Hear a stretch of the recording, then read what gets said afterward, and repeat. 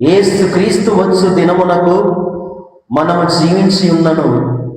ఆయనతో మనము జీవించుటకు ఆయన మన కొరకు మరణించెను. ఇది ప్రభుని వాక్కు.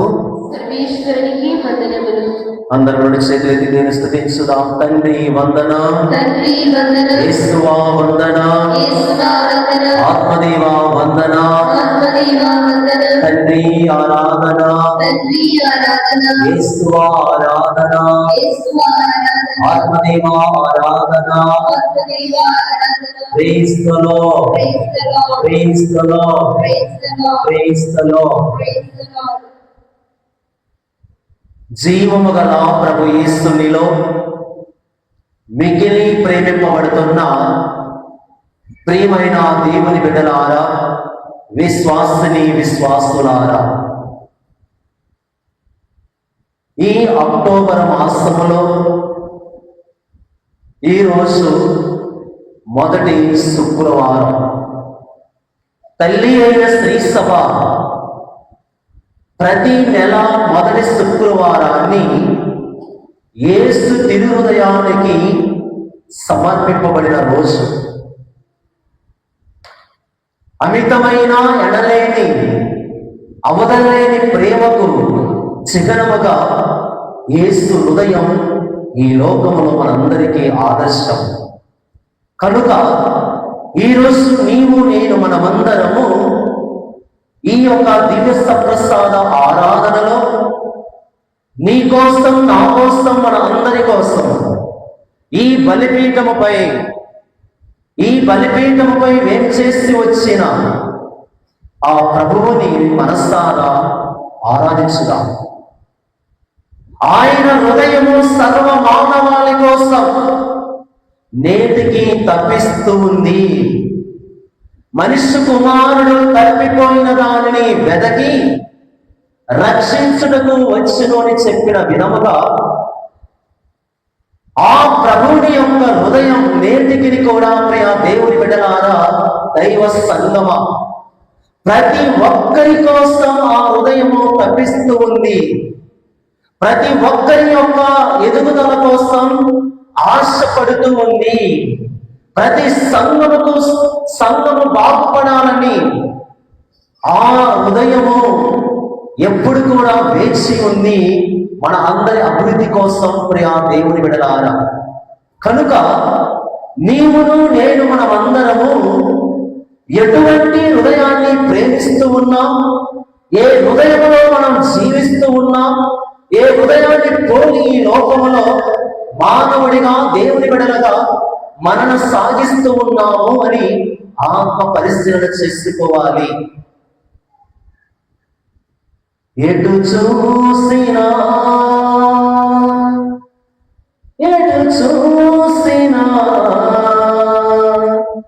నీ ప్రేమ, నీ కరుణ కనిపించదే.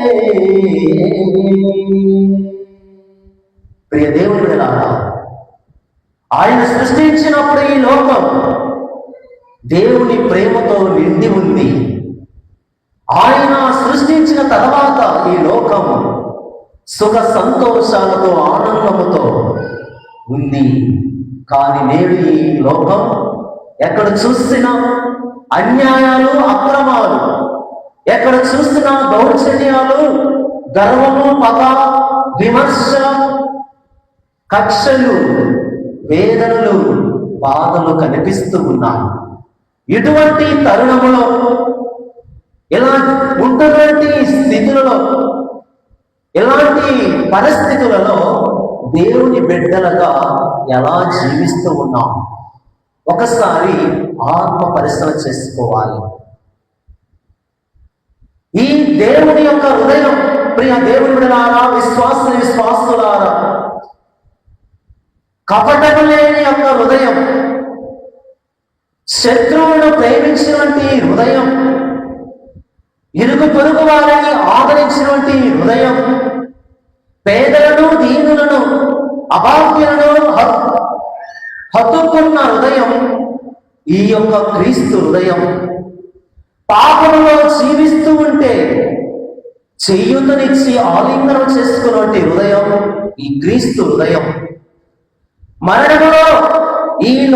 మరణములో మరణిస్తూ ఉంటే, ఈ లోక ఆశలతో పడిపోతూ ఉంటే, ఈ లోకంలో నుండి సైతాను శక్తుల్లో చిక్కుకొని జీవిస్తూ ఉంటే ముందుకొచ్చింది ఈ రక్షణ హృదయం. మరి ఈరోజు అలాంటి అవధులైన ఆ హృదయాన్ని, మన కోసం ఎదురు చూస్తే ఈ హృదయాన్ని ఎలా మనము ప్రేమిస్తూ ఉన్నాం, ఆదరిస్తూ ఉన్నాం, అంతకంటే ఎక్కువగా ఆరాధిస్తూ ఉన్నాం ప్రియా దేవుని బిడ్డలారా. కనుక ఈరోజు ప్రభువాకు సెలవిస్తూ ఉంది, దేవుని కోపమునకు గురికాక మన ప్రభువుకు యేసుక్రీస్తు ద్వారా రక్షణ పొందుటకు దేవుడు మనలను ఎన్నుకొనెను. Praise the lord. ప్రియ దేవుని సంగమా, విశ్వాసులారా, ఎందుకు మనల్ని దేవుడు ఎన్నుకున్నాడు? ఎందుకు ఎన్నుకున్నాడు చెప్పండి. దేవుడు మనల్ని ఎందుకు ఎన్నుకున్నాడు? ఎందుకు సృష్టించాడు? ఎందుకు మనకు ప్రాణం పోశాడు? ఎందుకు మనకు జీవం ఇచ్చాడు? ఈ లోకములో ఎందుకున్నావు? ముఖ్యంగా ఎవరైనా చెప్తారా?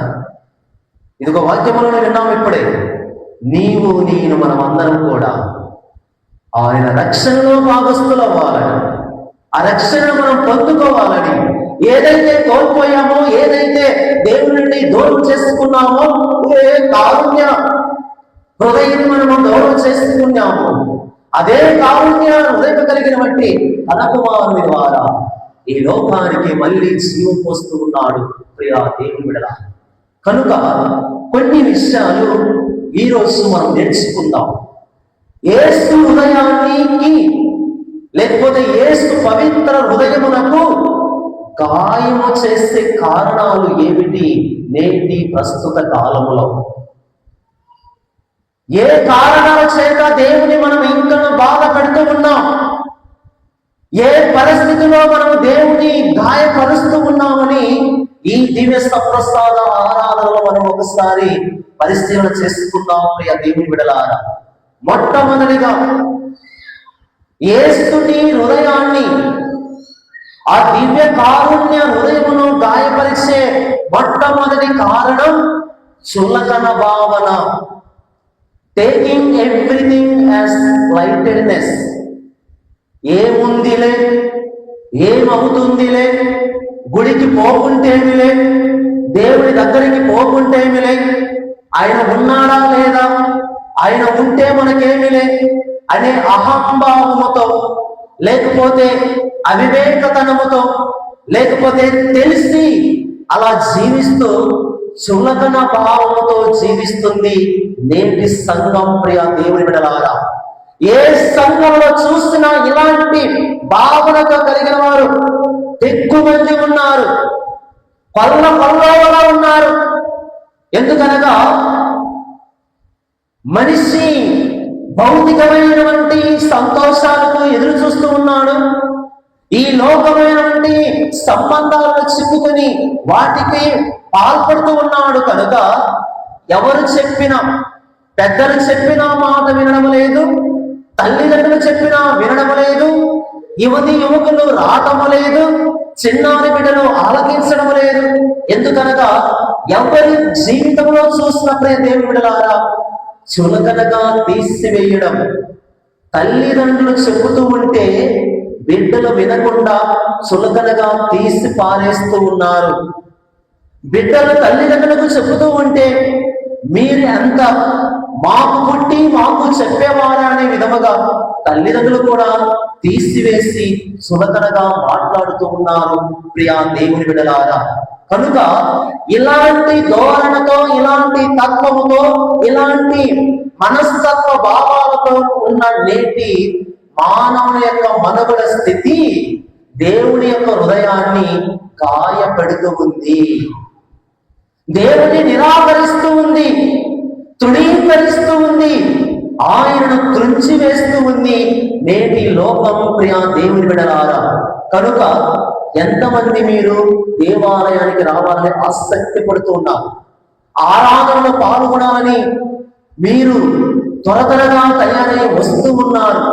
దేవునికి ఆశీర్వాదం కోల్పోతాము ఏమో అని ఎంతవరకు మీలో ఆ యొక్క ఆసక్తి ఉంది ప్రియా దేవుని బిడ్డలారా?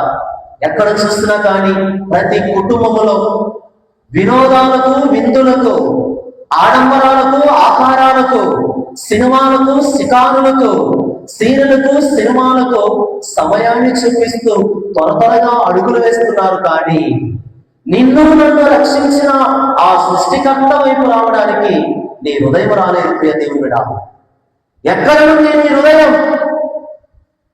కనుక ప్రియమైన దేవుని సంగమా, విశ్వాసులారా, కథోలికలారా, దేవుని బిడ్డలారా, చులకన భావనతో చూడమాకండి. ఏ విషయాన్ని చెప్పినా కానీ చురుకుగా దానికి స్పందన ఇవ్వండి. ఆసక్తిగా ఆలకించండి. ఇది నా కోసం, నా కుటుంబం కోసం, నా సంఘం కోసం, నా యొక్క బిడ్డల కోసం ఇది చెబుతున్నారని మీరు చులకన భావనగా లేకుండా ఆసక్తితో దాన్ని స్వీకరించండి అని ఈరోజు దేవుడు మనకు తెలియపరుస్తూ ఉన్నాడు. కనుక యెషయా గ్రంథము 41వ అధ్యాయము 10వ వచనములో ప్రభు మాట్లాడుతూ ఉన్నాడు. దయచేసి వాక్యం తీసుకుందాం. యెషయా గ్రంథము 41వ అధ్యాయము 10వ వచనం. నీవు భయపడకుము, నేను నీకు తోడై ఉన్నాను. దేవుని సంగమా, ప్రియమైన దేవుని బిడ్డలారా, మీరు భయపడకండి, నేను నీకు తోడుగా ఉంటానని ప్రభు చెప్తూ ఉన్నాడు. చదువుమా. నీవు వెరవకుము, నేను నీకు దేవుడను, నేను నీకు బలమును వసగి నిన్ను ఆదుకొందును. Praise the lord. నీ పడిపోతుంటే ఎత్తుకున్న ప్రేమ,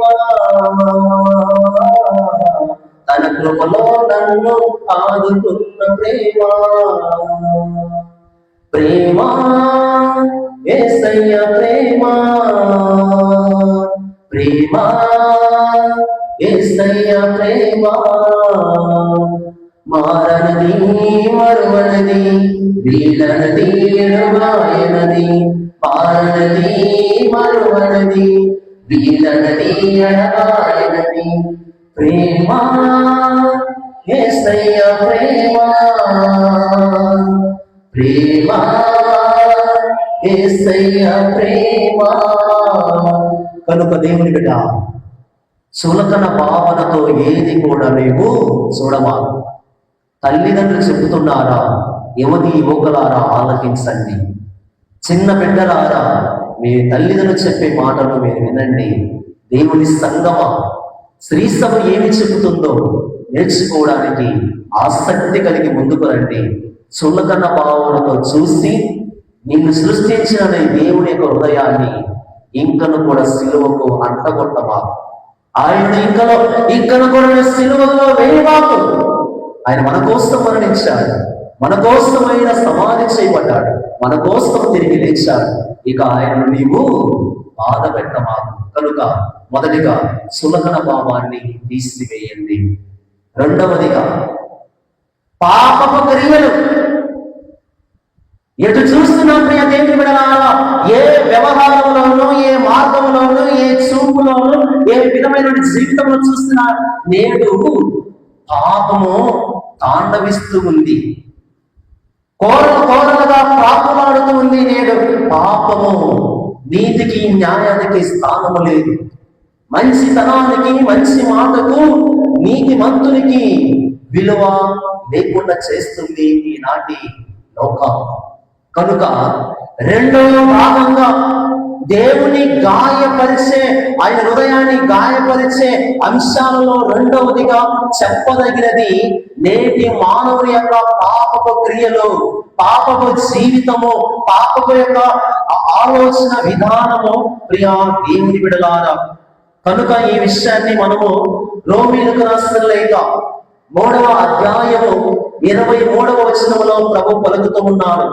పునీత పౌలు రోమీయులకు రాసిన లేఖ 3వ అధ్యాయము 23వ వచనములో తండ్రి అయిన దేవుడు పునీత పౌలు ద్వారా ఈ విషయాన్ని తెలియపరుస్తూ ఉన్నాడు.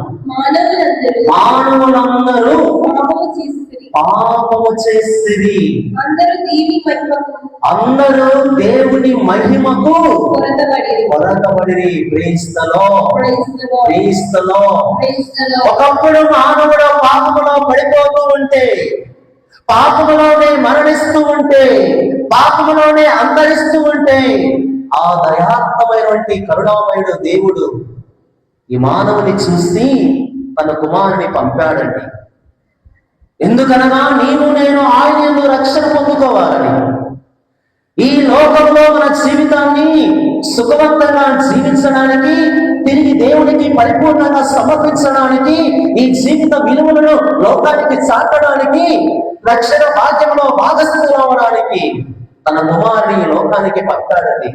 అది ఆయన దివ్య ప్రసాదం. కానీ ఈరోజు మనము మన క్రియల ద్వారా, మన మాటల ద్వారా, మన యొక్క వ్యంగ్య వ్యవహారాల ద్వారా, దుర అలవాట్ల ద్వారా, దురక్రియల ద్వారా ఇంకా కూడా ఆ యొక్క కారుణ్యమూర్తి దివ్య ప్రసాద ప్రభు యొక్క హృదయాన్ని మనం గాయపరుస్తూ ఉన్నాం. బిడ్డ, మార్చుకో, నీ ప్రవర్తన మార్చుకో, నీ హృదయాన్ని మార్చుకో, నీ విధి విధానాలు మార్చుకో. నీ జీవితం ఈ లోకంలో శాశ్వతం కాదు.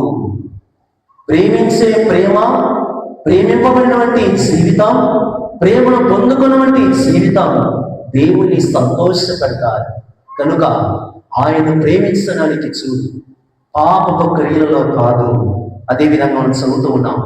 1 యోహాను గారు రాసిన లేఖ 1వ అధ్యాయము 9వ వచనం. ప్రియ దేవుని బిడ్డలారా, కానీ దేవుని ఎదుట మనము పాపములకు ఒప్పుకొనినచో ఆయన మన పాపములను క్షమించును. Praise the lord. ప్రియ దేవుని బిడ్డలారా, మనస్ఫూర్తిగా చెప్పండి, మీరు దివ్య బలి పూజకు వచ్చినప్పుడు, ప్రార్థనలో పాల్గొట్టుకున్నప్పుడు మీరు పాపాలు ఒప్పుకుంటున్నారా? కళ్ళు మూసుకొని దివ్య ప్రసాదం స్వీకరిస్తున్నారా? ఏముందిలే, ఎవరు చూస్తున్నారని అనుకొని భావనలో వచ్చి ప్రభు శరీర రక్తాలను స్వీకరిస్తున్నారా? ఒకసారి ఆత్మపరిచయం చేసుకోండి. ఎప్పుడో సంవత్సరానికి ఒకసారి కాదు, లేకపోతే పండుగలకు కాదు. నీవు ఎప్పుడు తప్పు చేస్తావో, ఎప్పుడు తప్పుడు భావంలో ఉన్నావో, తప్పుడు క్రియలలో ఉన్నావో, తప్పుడు జీవితంలో ఉన్నావో తెలుసుకొని నిన్ను క్షమించే ఆ యొక్క కనికరం హృదయం కలిగిన ఆ దేవుని చెంతకు రా. ఎంతమంది వస్తున్నారు?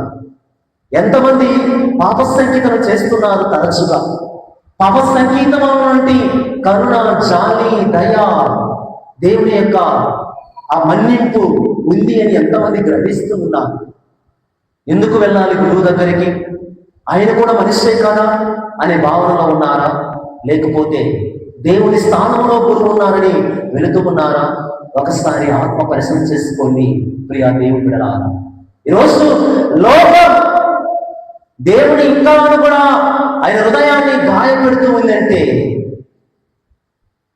పాపపు క్రియలే కారణం, పాపపు జీవితమే కారణం. పాపాన్ని ప్రేమించడానికి, పాపాన్ని పొందుకోవడానికి, పాపములో జీవించడానికి, పాపమును అభివృద్ధి చేయడానికి, పాపమును ప్రోత్సహించడానికి మనిషి ఎంతగానో పరిగెడుతున్నాడే కానీ ఆ పాపాన్ని తుడిచివేసిన దేవుడి దగ్గరికి రావడం లేదే. కనుక దేవుడు బాధపడుతూ ఉన్నాడు. దేవుడిలా ఈరోజు తల్లిదండ్రులుగా, సంఘస్థులుగా, విశ్వాసులుగా ఆత్మ పరిశీలన చేసుకుందాం. ఎవరి కోసమైన ఏడుపు, ఎవరి కోసమైన ఎదురు చూపులు, అది నీ కోసం, నా కోసం. పాపములో పడిపోకుండా. పాపము యొక్క వేతనం మరణం. పునీత పౌలు రోమీయులకు రాసిన లేఖ 6వ అధ్యాయం 23వ వచనం. కనుక ప్రియ దేవుని బిడ్డలారా, ఇంకను నేను దేవుని మరణానికి గురి చేయమాకు. దేవుని పాపంలో ఆయన పెట్టరాకు. నీ జీవితము దేవునికి సంతోషంగా ఉండాలని మార్చుకుంటే పోయేది పాపాలే, వచ్చేది పుణ్యం, వచ్చేది దేవుని కారుణ్యం. కనుక రెండవ అంశంగా ప్రభు హృదయాన్ని గాయపరిచేది పాపపు క్రియలు. మూడవదిగా లోకం, దాని వ్యామోహం.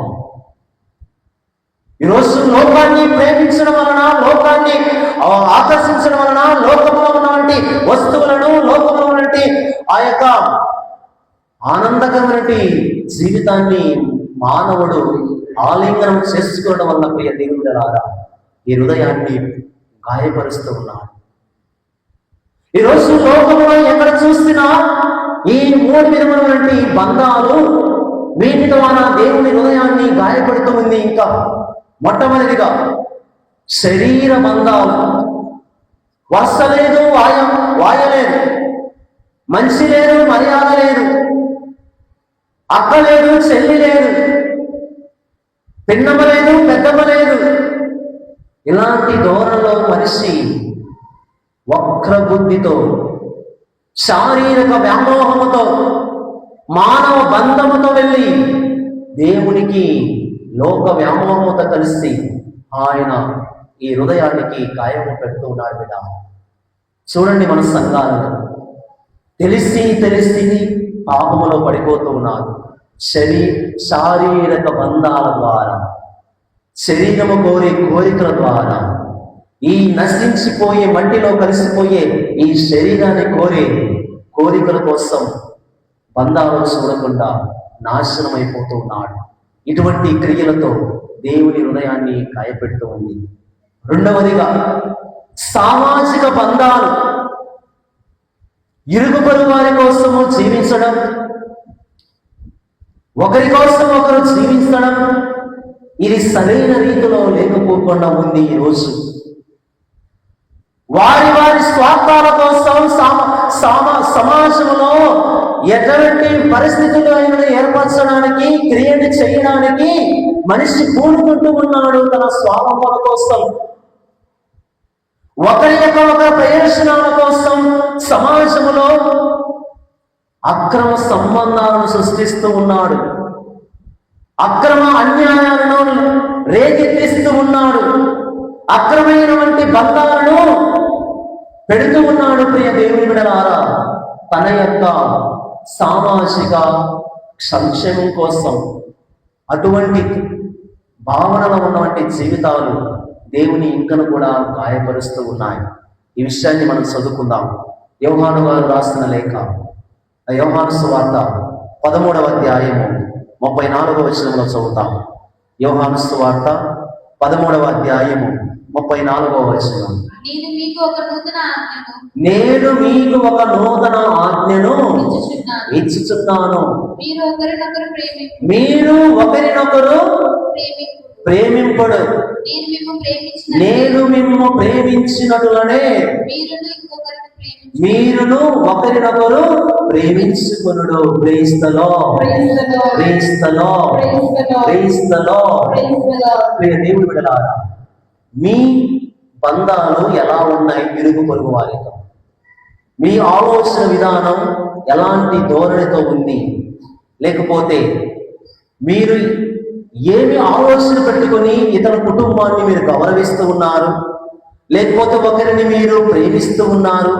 ఈరోజు ఆత్మ పరిశీలన చేసుకోవాలి. ఎవరైనా తలంచారా? సామాజిక బంధాలు ఈరోజు విడిపోతూ ఉన్నాయి, బలహీనమైపోతూ ఉన్నాయి, అవి విరిగిపోతూ ఉన్నాయి. ప్రియ దేవుని బిడ్డలారా, కేవలం మనిషి యొక్క స్వార్థపూరితమైన ప్రేమ వల్ల అవి దేవుడు హృదయాన్ని గాయపరుస్తున్నాయని చెప్పడంలో ఈరోజు సందేహం లేదు. మరి మూడవదిగా ఆర్థిక బంధాలు. లోకం దాని వ్యామోహంలో మూడవ అంశంగా ఆర్థిక బంధాలు. డబ్బు మీద మమకారం పెంచుకొని, ఈ డబ్బులో ఉన్నటువంటి ఆస్తిని చూసుకొని తోటి వారిని తృణీకరిస్తుంది లోకం. కన్న బిడ్డలనే కసాయి తల్లిదండ్రులుగా మారుతుంది. ఈ రోజు ప్రియమైన దేవుని బిడ్డలారా, ఎంతమంది లేరు డబ్బు కోసం తన బిడ్డలను చంపిన వారు, డబ్బు కోసం తన భార్యను చంపిన వారు, డబ్బు కోసం తన తల్లిదండ్రులను చంపిన వారు మన మధ్య లేకపోలేదా? డబ్బు కోసం అబద్ధాలు చెప్పిన వారు మన మధ్య లేకపోలేదా? డబ్బుల కోసం అన్నదమ్ములను వదిలివేసుకున్న వారు లేకపోలేదా? డబ్బుల కోసం తల్లిదండ్రులను వృద్ధాశ్రమంలో వదిలిపెట్టిన వారు లేకపోలేదా? డబ్బుల కోసం ఇరుగు పొరుగు వారిని దూరం చేసుకున్న వారు లేకపోలేదా? కనుక ప్రియ దేవుని బిడ్డలారా, ఇలాంటి దృష్ట కార్యముల చేత దేవుని యొక్క హృదయం గాయపడుతూ ఉంది. లోకం దాని వ్యామోహములో. ప్రియ సహోదరి సహోదరులారా, సరి చేసుకో దేవుని బిడ్డ. సరి చేసుకోకపోతే నీవు కూడా ఆ స్థితిలోనే ఉండిపోయి దేవుని నుండి నీవు ఆశీర్వాదాలు పొందుకోలేవు. ధనము, ధాన్యము, బలము, ఐశ్వర్యము, పదవులు, అంతస్తులు ఉన్నాయేమో, విరవీగుతున్నావేమో, అవన్నీ కూడా తాత్కాలికమే. అవి నిన్ను ఏనాటికి పరలోకానికి చేర్చావు. అవి ఏనాటికి నీకు నిజమైన ఆధ్యాత్మిక ఆనందాన్ని ఇవ్వలే, శారీరక సంతోషాన్ని ఇవ్వలే, మనస్సుకు కలిగినటువంటి ఆ యొక్క నిశ్చలమైనటువంటి ఆనందమును నీకు ఇవ్వలేవు ప్రియ దేవుని బిడ్డలారా. కనుక మనిషిని ప్రేమించి, దేవుణ్ణి ప్రేమించి, నీ హృదయము ప్రభువునకు సమర్పించి. మూడవ అంశంగా, నాలుగవది ప్రియ దేవుని బిడ్డలారా, మానవ బంధాలు, హ్యూమన్ రిలేషన్స్. ఈరోజు మానవుని యొక్క బంధాలు విచ్ఛిన్నమైపోయాయి. ఇంటికి పిలుచుకోవాలంటే భయపడుతున్నారు, ఒకరితో మాట్లాడాలంటే సిగ్గుపడుతున్నారు, ఒకరి దగ్గరికి వెళ్ళి మన భావాలను పంచుకోవాలంటే వెనకాల చూస్తూ ఉన్నాడు. ఎందుకంటే మనిషికి మనిషి భయం ఏర్పడింది, వ్యక్తికి అపనమ్మకం ఏర్పడింది, మానవునికి నిలకడ లేకపోయింది. ప్రియ దేవుని బిడ్డలారా, ఎవరిని నమ్మాలో ఎవరిని నమ్మకూడదో, ఏ కుటుంబంకి వెళ్ళాలో ఏ కుటుంబానికి వెళ్ళకూడదో, ఎవరితో మాట్లాడాలో ఎవరితో మాట్లాడకూడదో ఈరోజు మానవుడు బాధపడుతూ ఉన్నాడు, చింతిస్తూ ఉన్నాడు. అయినప్పటికీ కూడా అదే లోకమని జీవిస్తూ ఉన్నాడు ప్రియ దేవుని బిడ్డలారా. కనుక ప్రభు అంటూ ఉన్నాడు, దేవుని సంగమా, నీవు నేను కూడా మనమందరం కూడా గుర్తించాలి.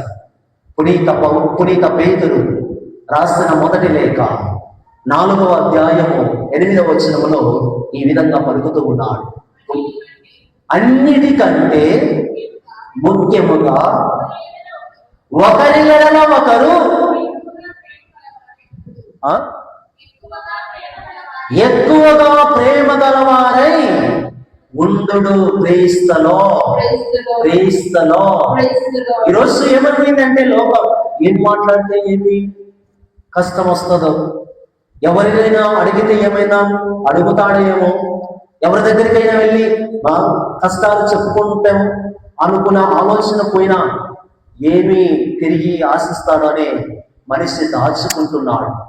మనిషి తనను తాను దాచిపెట్టుకుంటున్నాడు. ప్రియమైనవారా, మనకిచ్చినటువంటి జ్ఞానం, తెలివి, నైపుణ్యాలు, దాని యొక్క టాలెంట్స్ ఇవన్నీ కూడా ఒకరి కోసం ఒకరు ఉపయోగడానికి, ఒకరి కోసం ఒకరికి సహాయపడడానికి, ఒకరి కోసం ఒకరు ప్రోత్సహించుకోవడానికి దేవుడు మనకిచ్చాడు. ఈ డబ్బు అయితేనేమి, పదవులైతేనేమి, మన ఆలోచనలైతేనేమి, మన పనులైతేనేమి, మనం చేసే కార్యాలైతేనేమి, ఒకరి కోసం ఒకరి యొక్క అభివృద్ధి కోసం. కానీ ఏమైందంటే మనిషి తన స్వార్థములో ఉండిపోతున్నాడు. చేస్తే ఆడ బాగుపడతాడో, నన్ను మరిచిపోతాడేమో అనే ఆలోచన ఉన్నాడు. వాడికి మంచి చెప్పితే నన్ను తిరస్కరిస్తాడో అనే ఆలోచన ఉన్నాడు ఈనాడు మనిషి. మంచి మార్గాన్ని చూపిస్తే నన్ను పట్టించుకోడేమో అని తలంపులో ఉన్నాడు మనిషి. పడిపోయిన వాడిని లేపితే నా తలపైన ఎక్కుతాడేమో అనే ఆలోచనతో ఉన్నాడు మనిషి. ప్రియ దేవుని బిడ్డలారా, కనుక మన మానవ బంధాలను మార్చుకుందాం, మానవ బంధాలను బలపరుచుకుందాం, మానవ బంధాలను ఈ లోకములో అవన్నీ కూడా సమముగా ఉండడానికి చూసుకుందాం. తృణీకరించమాకండి, వ్యతిరేకించమాకండి, నిరాకరించమాకండి. అంతకంటే ఎక్కువగా డోంట్ షో రిజెక్షన్, ఒక వ్యతిరేకంగా చూడమాకండి. ఇలాంటి భావాలు చూస్తున్నట్లయితే ఆ భావాలు ఈయన మీద పడుతూ ఉన్నాయి. ఈయన హృదయం బాధపడుతూ ఉంది. ఎందుకంటే ప్రతి బిడ్డ ఆయన బిడ్డ, ప్రతి హృదయము ఆయన హృదయాన్ని పోలి ఉండాలని కోరుకుంటున్నాను. కనుక ఓ ప్రియమైన దేవుని సంగమా, నీ హృదయం మార్చుకో, నీ బంధాలు మార్చుకో, నీ పరస్పరమైనటువంటి బంధాలు మార్చుకో. ప్రభు అంటున్నాడు, నేను నిన్ను ప్రేమించినట్లే మీరును ఒకరినొకరు ప్రేమించుకోనండి. మరి మూడవదిగా, చివరిగా, నిలకడలేనివంటి జీవితం. ఈరోజు నిలకడలేదు మనిషికి. దేవుడు అన్ని ఇచ్చాడు, కుటుంబాన్ని ఇచ్చాడు, బిడ్డల్ని ఇచ్చాడు, ఆరోగ్యాన్ని ఇచ్చాడు, పనులు చేసుకోవడానికి శక్తిని ఇచ్చాడు, నీవు జీవించడానికి జీవితాన్ని ఇచ్చాడు, నీవు ఉండడానికి ఈ లోకాన్ని ఇచ్చాడు. కానీ నిలకడలేదు.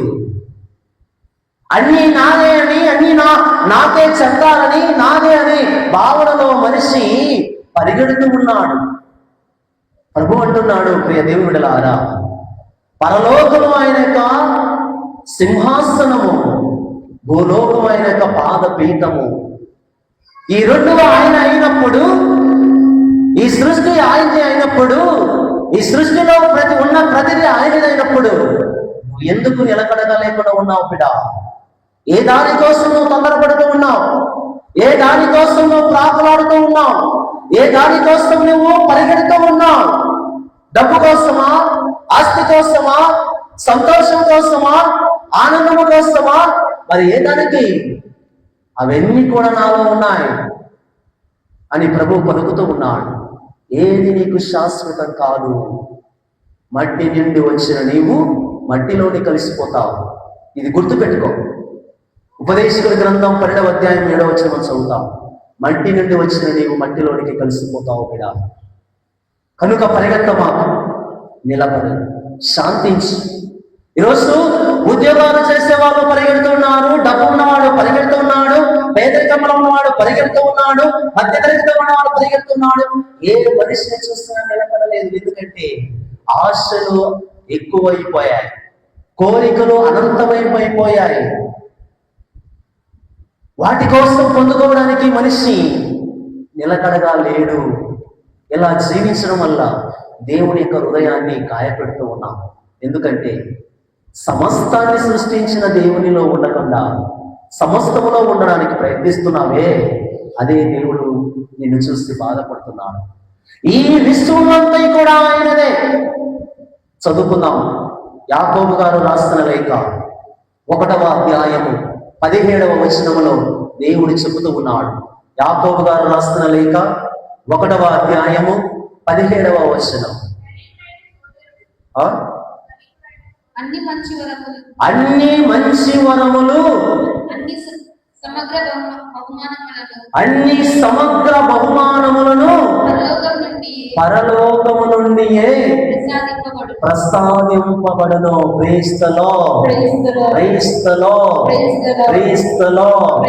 అన్ని వరములు, అన్ని ఆశీర్వాదాలు అన్ని కూడా పరలోకము నుండి మనకు ఇవ్వబడును. చదువుమా. జ్యోతిర్మండలమును సృష్టించిన ఆ దేవుని నుండియే అది పుట్టును. క్రీస్తులో ఓ మనిషి కళ్ళు తెరుసు. ఓ మానవుడా, ఎక్కడున్నావో గుర్తించుకో. ఈ జ్యోతిర్మండలాన్ని సృష్టించిన దేవుడు, ఆయన నుండి ఏ వరాలు వచ్చేది. ఈ విశ్వానికి సృష్టికర్త అయినటువంటి దేవుడు, ఆయనే మనకు ఆశీర్వాదాలు ఇచ్చేది. ఆయన నుండి వస్తాయి. కనుక ఎక్కడికి పరిగెడుతున్నావు? ఎక్కడికి నీవు వెళుతూ ఉన్నావు? ఏ దానికోసము నీవు నిలకడగా లేకుండా ఆలోచిస్తూ ఉన్నావు? ఒకసారి గుర్తు పెట్టుకో. ఇలా జీవించడంతో దేవుని హృదయాన్ని గాయపెట్టమాకు, దేవుని సంతోషపెట్టు. ఎందుకంటే నీకు నాకు మనందరికీ ఆయన అభయహస్తం ఇస్తున్నాడు. భారము చే అలసి సొలసి ఉన్న సమస్త జనులారా నా యొద్దకు రండి, మీకు విశ్రాంతిని వస్తాను. కనుక ప్రియ దేవుని బిడ్డలారా, ఇలా చెప్పుకుంటూ పోతే ఎన్నో అంశాలు ఉన్నాయి. ఇవి ప్రధానంగా ఒక 5 అంశాలు మనం తెలుసుకుంటే మన జీవితం బాగుంటుంది, మన హృదయం కుదుటపడుతుంది. ఆ హృదయేశ్వరిని, ఆరాధించడానికి, మహిమపరచడానికి మనమందరం కూడా మంచిగా ఉంటాం. కనుక దీవిస్తూ ప్రసాద ప్రభువు మనందరినీ ఆశ్రయించి దీవించమని ఈ యొక్క దివ్య ఆరాధనలో పాల్గొన్నాము.